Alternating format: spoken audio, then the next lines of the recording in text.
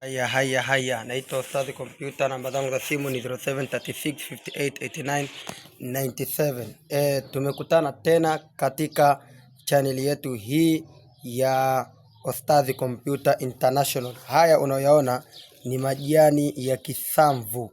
Majani ya kisamvu haya yanaondoa sumu ya nyoka. Kama mtu ameumwa na nyoka, sasa unahitaji kumsaidia, chukua majani haya kwa wingi, ya ponde vizuri, kisha yakamulie katika maji atumie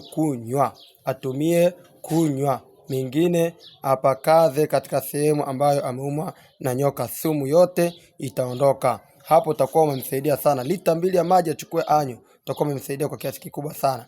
Ama katika upande wa dua, chukua maji ya someli ilafi Quraishin mpaka sura mzima.